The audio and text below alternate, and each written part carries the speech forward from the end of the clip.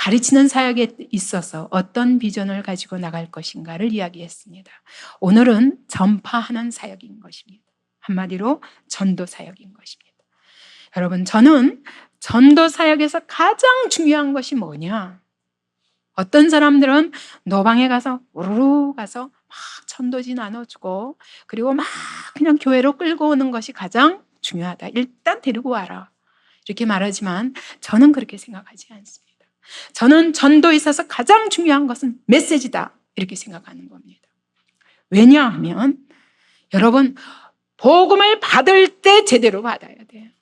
제가 이제까지 30년 동안 복음을 전해보니까 교회 와도 소용없어요. 교회 와서 앉아도 이 복음을 모르면 언제든지 다시 떠나갑니다. 교회 앉아와 있는 사람들은 아무 앉아있기만 하고 여기서 그냥 사람과의 관계 속에서 즐거움을 느끼는 사람들은 언젠가는 주님을 배반합니다. 더군다나 시대가 이렇게 나갈 때 거기 휩쓸려 갈 수밖에 없습니다. 중요한 것은 이 복음의 메시지가 내게 하나님의 메시지가 되고 있는가, 이것이 중요한 것입니다. 그런데 이것은 데려와서 키우는 것이라고 저는 생각하지 않습니다. 아예 처음부터 이 복음을 가지고 그 영혼에게 접근하는 것입니다. 이 복음을 가지고 도전하는 것입니다. 이게 뭐냐?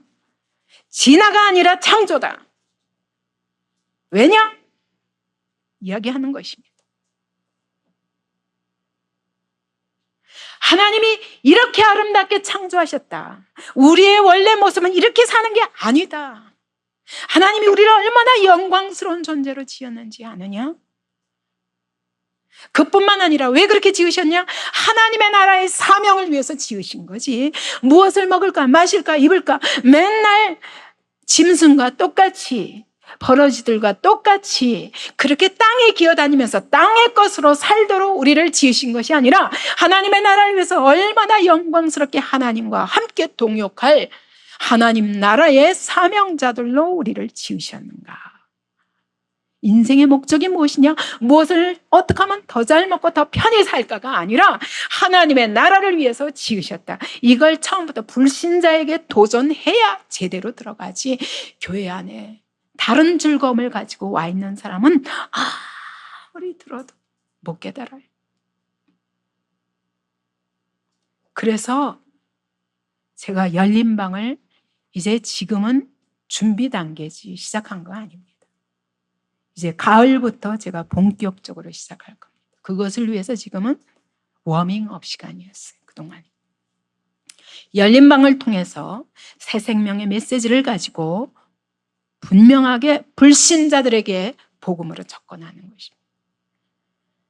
제가 이제까지 전도의 경험으로 봤을 때 그렇게 해서 변화된 사람은 어떤 상황에 놓여도 주님을 배반하지는 않습니다.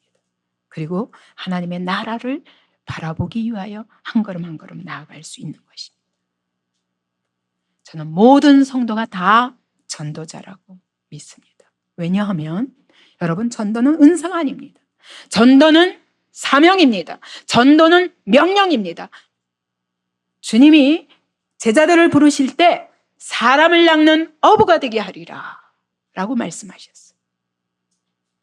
되게 하리라. 그게 누가 만드는 겁니까? 우리가 되는 게 아니라 하나님이, 예수께서 우리를 되게 만드시겠다는 것입니다. 그분이 만들어주신다는 겁니다. 수많은 무리들 가운데 예수님께 따라다니다가 나중에 예수님이 십자가에 못 박을 때는 오히려 또 십자가에 못 박으셔서 소리 지르던 그 무리 속에 속하는 사람들은 전도자가 될 수 없습니다. 교회도 마찬가지입니다. 여러분, 그런 무리가 아니라면 다 전도자로 성장해야 됩니다. 그것이 내가 살 길입니다. 그렇지 않고는 우리는 세상에서 내 신앙을 유지할 수가 없습니다. 스펄전이 그렇게 말했더라고요. 고기를 낚는 어부와 사람을 낚는 어부, 둘 다 어부인 건 분명한데 다른 게 있다. 그게 뭐냐? 고기를 낚는 어부는 산 걸 잡아다가 죽인다는 거예요. 그런데 사람을 낚는 어부는 죽은 영혼을 데려다 살린다는 거예요. 얼마나 멋있습니까? 여러분, 교회 데려다가 그냥 앉혀놓는 것이 전도가 아닙니다. 사람을 낚는다는 것은 뭐냐? 죽은 영혼을 살리는 일까지 해야 됩니다. 이런 전도자로 모든 성도들을 키우겠다. 그것이 저의 목표입니다. 그렇기 때문에 많은 성도들보다 저는 이것이 더 중요합니다. 진정한 복음을 하나님이 나에게 주신 메시지로 받을 수 있는, 사명으로 받을 수 있는 사람을 키우는 것이 더 중요합니다. 그런 사람들이 바탕이 되어야 그런 사람들을 키우는 교회로 자라갈 수 있는 것입니다. 예수님이 이 땅을 떠나시면서 부활하신 후 승천하시면서 마지막 남긴 말씀도 너희는 가서 모든 족속으로 제자를 삼으라. 가서 내가 너에게 가르친 이 모든 것을 가르쳐 지키게 하라 라고 말씀하셨습니다. 여러분, 그것은 12명의 제자에게만 하신 말씀이 아닙니다. 오늘 예수를 믿는 모든 사람들에게 가서 제자 삼는 제자가 되라. 이것이 주님의 명령입니다. 우리는 누구나 제자 삼는 제자로 자라나야 됩니다. 성령의 권능을 받은 다음에 이제 나아가서 예수의 증인이 되라고 되리라 말씀하셨습니다. 예루살렘을 떠나지 말고 성령을 받으라. 성령의 권능을 받으면 어떻게 되리라? 예루살렘과 유다와 사마리아 땅 끝까지 이르러 내 증인이 되리라. 여기에 속하지 않고 싶은 분이 있습니까? 그렇다면 모를까 모든 그리스도인이 예수의 증인들로 살아야 됩니다. 그 얘기는 여러분, 다른 일은 아무것도 하지 말고 그리고 오직 복음만 전하라, 그 얘기가 아닙니다. 여러분이 물질을 벌어도 복음을 위해서, 하나님의 나라를 세우기 위해서, 그럴 때 하나님이 그 기업을 축복하실 줄 믿습니다. 여러분의 직장터에서도 거기서도 복음을 전하는 자로 서서 옆에 있는 영혼들을 바라보며 이 세상에 오늘도 권고하여 고생하며 유리하는 영혼들에게 답을 찾지 못해서 방황하고 있는 사람들에게 예수 그리스도가 바로 우리의 참 목자이신 것을 전하는 자로, 그 영혼들을 주님의 심장으로 살피는 자로, 그래서 천국 창고에 드리는 추수꾼들로 살라는 것입니다. 이것이 메시지를 내가 가지고 있지 않으면 절대로 할 수 없습니다. 내 안에 이 메시지가 없으면 안 되는 것입니다. 그래서 계속 우리 성도들을 제가 그렇게 양육해 갈 것입니다. 그다음에 두 번째로는 첫 번째는 메시지인데 두 번째는 저는 삶으로 전해야 된다는 것입니다. 교회 안에서 신앙생활하고 나가서 따로 하는 그런 신앙생활이 아니라 우리의 삶의 목적 자체가 하나님의 나라여야 된다는 것입니다. 우리의 삶의 목적 자체가 영혼 구원이라야 된다는 것입니다. 그것이 학생이든 그것이 직장인이든 아니면 사업하는 사람이든 누구든지 우리의 삶의 목적 자체가 하나님께 영광 돌리는, 하나님의 나라를 위해서 쓰임받는 삶의 목적으로 우리의 삶의 현장이 쓰임받아야 된다. 예레미야는 얼마나 답답하면요, 전에도 안 들으니까 나무 멍에를 딱 맸습니다.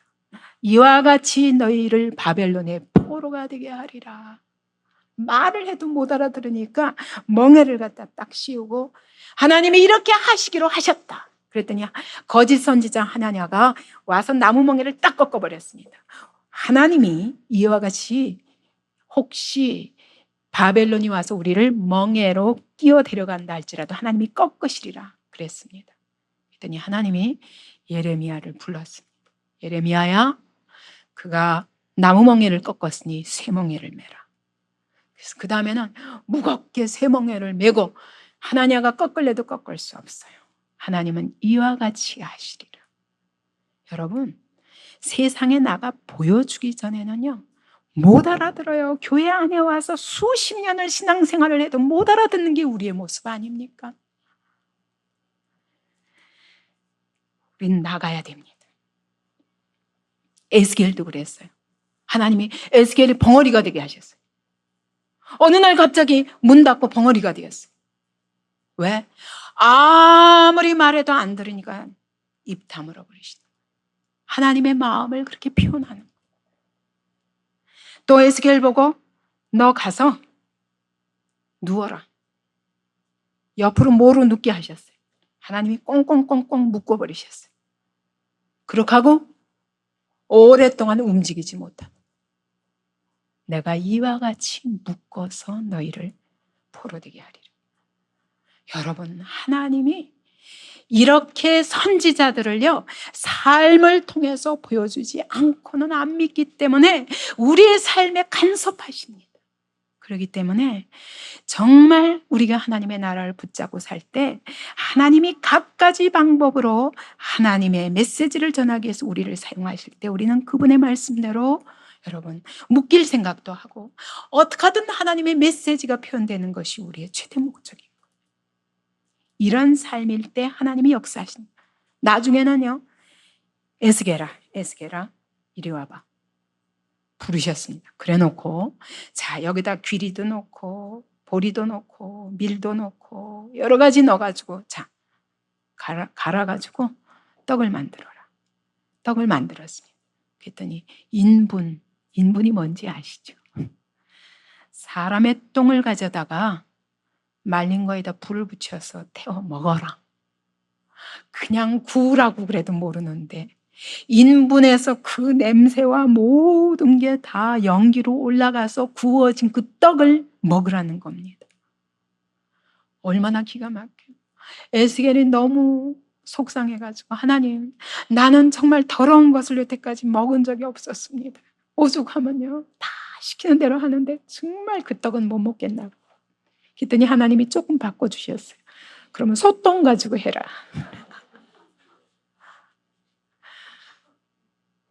나는 그게 하나님 마음이 느꼈어요. 하나님 뭐라고 그러시냐면 이와 같이 너희가 바벨론의 포로로 잡혀가서 더러운 떡을 먹게 될 것이라. 왜? 너희가 하나님을 버렸고 하나님의 말씀을 도저히 듣지 않기 때문에. 이게 바벨론이 와서 완전히 사로잡기 시작한 그때도 이렇게 말씀하신다. 그러니까 마지막 순간까지 계속 말씀하시는데도 안 된다. 그러니 70년 포로 생활을 피할 수 없는 것입니다. 그러면서 이들에게 말씀하실 때 그러셔요. 내가 내게 이를 모든 말을 너는 마음으로 받고 귀로 듣고 그리고 가서 그들이 듣든지 안 듣든지 계속 전해라. 이게 주님의 명령이에요. 우리는 삶으로 전해야 됩니다. 예레미야처럼 눈물로 전해야 됩니다. 우리의 삶 속에서 그들이 우리의 삶의 모습을 봐야 됩니다. 우리의 삶의 모습을 보면서 정말 하나님의 메시지가 우리의 삶의 모습에서 나타나야 됩니다. 그래서 제가 우리 성도들의 삶의 현장이 복음 전하는 현장이 되게 하기 위해서 교회 안에 그런 자리들을 마련해야 되겠다. 이것이 제가 어린이집을 시작하고 공부방을 시작하고 또 홈스쿨링 이게 나중에는 그렇게 되어가지만 지금 현재는 공부방으로 시작해야 됩니다. 독서실을 만들고 도서실을 만들고 청소년 평생교육센터들을 만들고 이런 사역들을 교회 안에서 해야 되겠다는 건 우리 성도들이 이 사명을 복음 전하는 것을 사명으로 붙잡으면 여러분 제가 늘 말하지만 배추 장사를 해도요 그게 무슨 일이냐가 중요한 건 아니에요. 거기가 복음을 전하는 현장이 되게 하는 것이 중요한 것입니다. 그래서 교회 안에 맨날 예배실 안에 데려오려면 이 사람들이 너무 힘들어요.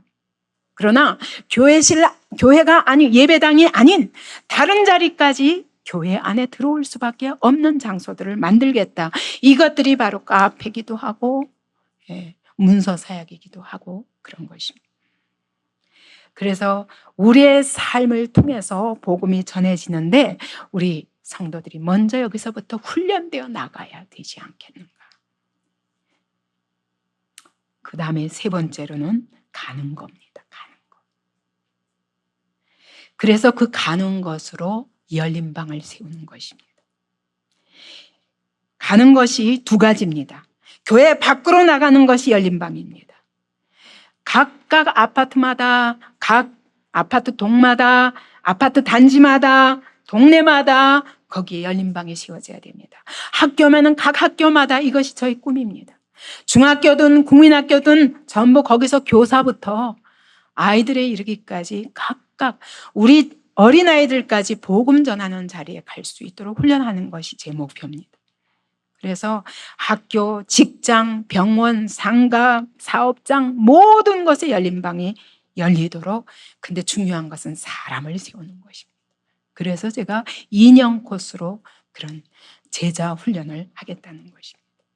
그 다음에 그러나 이제는 교회 안에 가는 것입니다. 우리가 가는데 그들이 들어옴으로 우리가 가는 겁니다. 그게 바로 교회 안에인데, 교회 안에 이루어지는 이 일은 그 영혼 구원의 현장인데 교회 안으로 세상이 들어올 수밖에 없도록 하고자 하는 것이, 첫째는 어린이집, 공부방, 이것을 통해서 대안학교로까지 성장하기를 원합니다. 그 다음에 독서실, 여기만 오면은 부모들이 믿고 맡길 수 있는 독서실. 왜? 철저히 신앙의 사람들이 앉아서 아이들을 도와주고 아이들이 상담할 것이 있으면 상담해주고 이러면서 공부 보내기를 만들어갈 것이기 때문에 절대로 여기서는 딴짓 못하는, 철저히 그 아이들의 생활까지 간섭하는 그런 독서실을 세워서, 그래서 부모들도 아주 믿고 맡길 수 있는 그런 곳이 되기를 원합니다. 도서실도 있어서 많은 책들을, 좋은 책들만 여기서 빌려보도록. 그 다음에 평생교육센터를, 제가 영상을 좀 띄워주십시오. 제가 지난번에 얘기한 대로 평생교육센터를 만들 것입니다. 거기서는 지난번에 제가 보여드렸죠. 청소년들에게 아끼든 글 이렇게 장문하는 거, 아이들, 요즘 아이들 보니까 생각을 안 하잖아요. 생각을 안 하니까 복음을 받을 수가 없어요. 그래서 생각하는 아이들을 만들어야 됩니다. 책을 읽고 나누고 그리고 자기 장문도 짓고 하는 이런 독서 학교도 만들고, 제 생각에는 한 6개월 가정씩 만들어야 될 것 같아요.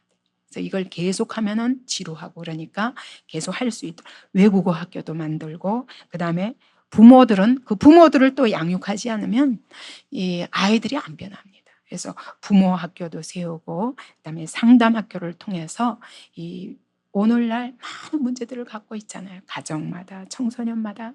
시대가 이렇기 때문에 여러분 이거 감당할 수 없습니다. 저는요, 교회가 이거 하지 않으면 교육에도 해답이 없습니다.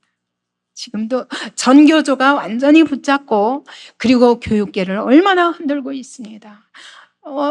역사도 왜곡하고 갖가지 이념을 심는 그런 장소가 되고 있는 마당에 여러분 어디에 소망이 있습니까? 하나님의 교회가 이거 안 하면 안 된다고 생각합니다. 상담학교, 저는 각 공부도 우리 안에 전공한 선생님들이 그렇게 6개월씩 학교를 세워서, 예를 들면 저는 역사도 공부한 사람이 있으면 역사 교실, 예를 들면 그러면 한국사에 대해서도 다시, 세계사에 대해서도 다시, 교회사에 대해서도 다시, 얼마든지 우리가 한 모든 전공을 살려서 이걸 해야 됩니다. 상담센터도 지난번에 우리 상담 세미나를 했지만 여러분 필요를 여러분이 느끼셨을 거예요. 우리가 우리 자신을 돌아보지 않으면 자기 진단이 잘 안 되고, 그다음에 형제가 형제를 서로 이렇게 이해하지 않으면 여러분 연합해서 함께 하나님의 나라의 사명을 이루어가는 일이 쉽지 않습니다. 상담센터를 통해서 청소년들이, 이 평생교육센터는 바로 청소년센터와 직결됩니다. 그러면 밖에 있는 청소년들도 교회 안에 와서 건전하게 자랄 수 있는 모든 환경을 만드는 것입니다. 이게 바로 저는 세상에 우리가 가는 것만 가지고 안 된다고 생각해요. 이제는. 왜? 세상에 보낼 곳이 없어요. 가서 부분적으로 해가지고는 안 돼요. 가서 부분적으로 한 사람들을 또 교회 안에 끌고 오지 않으면 안 된다고 생각합니다. 그래서 교회 안에 모여야 할 장소들이 필요한데, 여기에 들어오기만 하면 세상의 부모들도 안심할 수 있는 그런 청소년 센터를 세워서 거기서 각가지 은사도 개발하고 공부도 하고 여러 가지 아이들의 재능을 키워가고, 운동을 해도 교회 안에서, 그 다음에 상담센터를 통해서 문제 있는 아이들은 상담을 통해서 깊이, 제가 아무리 여기서 부르짖어도 여러분, 여러분의 마음속에 있는 문제를 다 털어놓기 전에는 해결이 안 돼요. 예, 내 안에 견고한 진들을 그냥 끌고 앉는 채로 말씀이 들어가니까 여기에 견고한 진에 부딪히면 탁 튀어서 나가요. 탁 튀어서 나가요. 여기 안에까지는 뚫고 못 들어가는 거예요. 왜? 내가 꽉 가로막고. 우리는 자유의지를 가진 존재들이기 때문에 여러분, 하나님의 말씀이 내가 문을 닫기로 하면은 하나님도 못 들어가요. 그게 우리의 모습입니다. 그렇기 때문에 상담을 통해서 가정 안의 문제든지 형제 간의 문제든지 여러 문제들을 해결해 주면서 하나님의 말씀이 들어가도록 하기 위해서 저는 상담센터가 반드시 필요하다고 생각합니다. 그래서 우리 가운데 상담을 전공하는 사람이 있어서 상담 연구소를 만들고, 이런 것이 있지 않으면 세상에서도 문제를 가지고도 어디 가서 해결 못하니까. 그리고 여러분, 세상 상담을 제가 너무 잘합니다. 일반 상담이 뭔지를 아는데 거기서는 영원한 해결이 안 돼요. 그렇기 때문에 하나님의 교회 안에서 결국 예수 그리스도로 말미암아 결론 나는 상담을 해야 되는 겁니다. 그래서 그들이 예수님으로 말미암아 진정한 평안을 얻고 인생의 완전한 해답을 얻고 사람이 변화되는 그 자리가 되도록 하기 위해서 상담 연구소가 필요합니다. 또 우리 가정 안에도 또 우리 인격도 변해야 됩니다. 이런 것을 위해 상담센터가 필요합니다.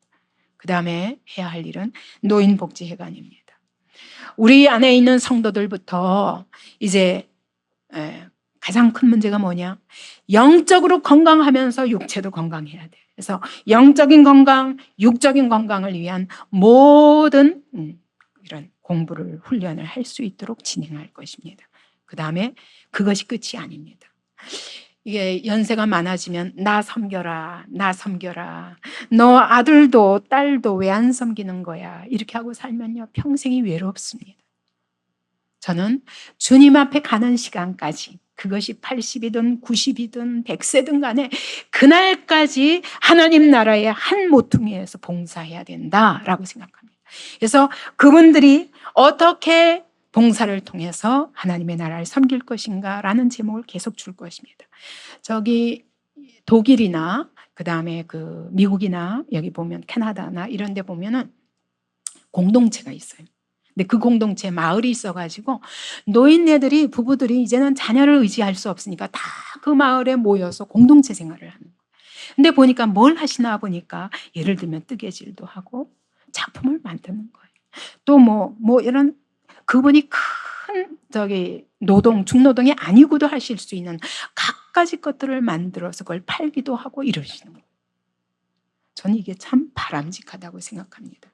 그래서 그런 것들을 계속 만들어서 노인네들이, 여러분, 뭔가 섬기며 산다는 즐거움이요 우리의 영육을 훨씬 더 강하게 합니다. 맨날 나의 육체에 어떻게 하면 병 나면 어떡하나 라는 걸 염려하고 사는 삶에는 절대로 진정한 평안이 없어요. 근데 정말 섬기면서 하나님을 위해서 살 적에는 여러분 끝까지 모세처럼 120세가 되어도 눈이 흐리지 아니하고 기력이 쇠하면 안 되는 이유가 있어야 되는 거예요. 그 이유를 만들어 드리는 것입니다. 저는 제가 그렇게 살고 싶기 때문에 그렇게 제가 늙어가면서 하나님 앞에 봉사하는 삶이 무엇인가를 보여주고 싶은 것입니다. 그것이 노인복지회관이 될 것입니다. 여기에 와서 믿지 않던 사람들도 마지막에 천국에 대한 소망을 가지고 돌아가실 수 있도록. 그러니까 우리 부모님들도 늘 걱정이잖아요.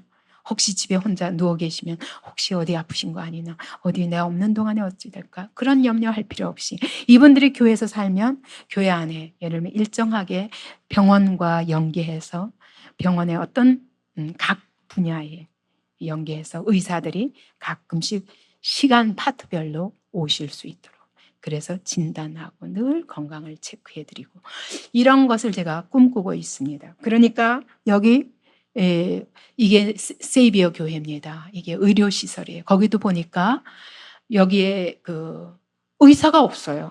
근데 어떻게 의료 행위가 이루어질까 했더니 각 의사들이 이렇게 봉사하는 의사들이 있더라고요. 그래서 자기 시간을 월요일 날 몇 시부터 몇 시까지는 누구, 화요일 날 몇 시부터 몇 시까지는 누구, 이래서 다 돌아가면서 봉사하시는 거예요. 제가 거기서 아이디어를 얻었어요. 우리가 돈을 다 가지고야 병원을 할 수 있는 게 아니라 이런 시스템으로 할 수 있구나. 그때 아이디어를 얻었습니다. 그리고 그 다음에 해야 할 사업은 아름다운 가게입니다. 오늘날 어떤 교회는 녹색 가게라는 이름으로 또 하고 있는 교회도 있더라고요. 결국은 여러분, 이거는 하나님의 필요이기 때문에 제게 주신 걸요 다 하고 있더라고요. 저는 이거 가슴에 안고 오랫동안 하나님이 그것을 실제로 이루어 주시기까지 지금 기다리고 기도하고 있는 것인데, 실제로 돈이 되는 사람들이 하고 있더라고요. 그래서 녹색 가게를 만든다는 건 뭐냐면 알뜰 매장인 거예요. 저는 물건이 이렇게 멀쩡한 물건들이 버려져 나가고 그런 쓰레기가 쌓이는 지구촌이 되는 것이 안타까운 거예요. 그래서 자연 그 환경을 위해서도, 그 다음에 우리의 절약을 위해서도, 우리 성도들의 아끼는 삶을 위해서도 이건 반드시 필요하다 생각이 됩니다. 그래서 안 쓰는 물건, 깨끗한 물건 잘 손질해가지고 다 고쳐서 갖다 놓고, 옷도 여러분 실증 나서 안 입고 안 맞아서 안 입지, 찢어져서 안 입지 않잖아요. 해지지 않잖아요. 그래서 잘 손질해가지고 둬서 아주 싼 값에 누구든지 가난한 사람들이 와서 가져가면 여기 가면 뭐든지 쓸만한 물건이 다 있더라. 그래서 여기 오는 것이 즐거움이고, 또 부자는 이거 어디 버리려고 그랬는데 버릴 필요가 없어. 너무 아까운데 버릴 수밖에 없는 것들을 안 버리고 가져와서 어떻게 하면 세상과 소통하는 가게가 되나. 그래서 여기 오면 즐겁고 싸고도 좋은 물건을 그렇게 구입할 수 있는, 그래서 그 지역의 교회가 한복판에 서는 겁니다. 이 모든 일들을 통해서 교회가 한복판에 서는 것입니다. 문서 사역도 전도 소책자를 만들어 갈 것입니다. 제가 지금은 시간이 없어 못하지만 제 사역이 줄어드는 만큼 제가 이제 이 글을 써서 복음을 전하는 데다가 시간을 쏟을까 합니다. 그리고 전도 카드를 만들고 전도 엽서를 만들고 전도 편지를 만들 것입니다. 오늘날은 전도지가 없습니다. 전도지가 있으면 교회를 소개하는 것입니다. 근데 그거는 전도가 아닙니다. 메시지가 전해져야 됩니다. 그래서 지금 첫 번째 시도하고 있는 것이 전도 편지입니다. 그래서 우리 성도들, 제가 새 생명하는 사람들은 전부 간증을 쓰게 합니다. 그래서 간증을 요약하고 요약해서 진짜 불신자들이 보고 같이 공감할 수 있는 그런 내용들을 편지로 써서 보내는 겁니다.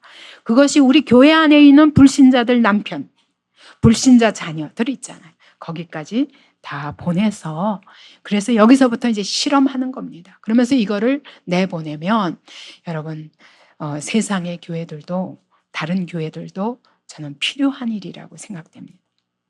그 다음에 이제 그런 전도 소책자가 설교들을 정리해서 진짜 복음 메시지로 나가고, 그 다음에 그리스도인들이 선물을 통해서 다른 사람한테 선물을 주는데, 여러분 뭐 꽃도 주고 딴 거 다 뭐 갖가지 주는데, 저는 왜 하나님의 사람들이 우리는 선물을 줄 적에도 예수님의 향기가 풍겨나가는 그런 선물을 해야 되지 않겠나. 그것이 제가 이 문서 사역의 시작입니다.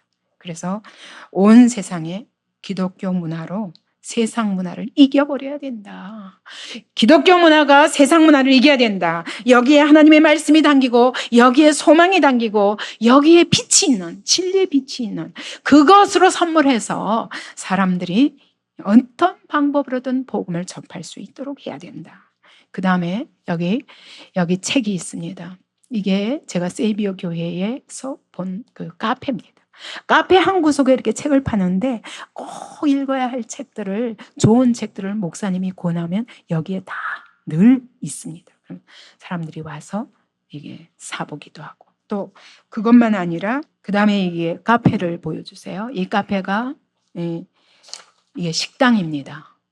식당이고, 그 다음 식당 안에 예배실처럼 꾸며서 거기서 뭐 모든 모임도 할 수 있고, 이게 카페입니다. 그러니까 여러분, 이게 미국의 세이비어 교회의 카페거든요. 그래 화려한 게 아니에요. 그냥 초라한데, 왜냐하면 누구든지 오기에 와서 지내기에 편한 것은 나는 좀 초라하고 가난하고 겸손해 보이는 건물이면 좋겠어요. 나는 화려하고 그런 거는 별로 안 좋아요. 왜? 교회가 그런 데다가 그렇게 많은 돈을 쓸 필요는 없다. 안전하고 그러면 되지만, 그래서 예수님의 향기가 나타나야지 번쩍번쩍거리는 대리석이나 좋은 뭐 무슨 자재 이런 거보다 저는 더 중요한 거는 그 분위기 자체가 주님의 향기와 주님의 겸손함이 나는 그런 분위기면 좋겠다. 근데 세이비어 교회에 가보니까 카페가 꼭 그래요. 그래서 여기서 예배 드렸어요. 이게 교회예요, 그들에게는. 이런 식으로 카페가 교회가 되기도 하고, 음식점이 병원이 교회가 되기도 하고, 아까 평생교육센터가 교회가 되기도 하고, 거기서도 모이고 여기서도 모이고, 모든 것이 다 교회인 거예요. 삶의 전반이 하나님 앞에 예배드리는 그런 복음을 전하고 그런 장소가 되게 하는 것입니다.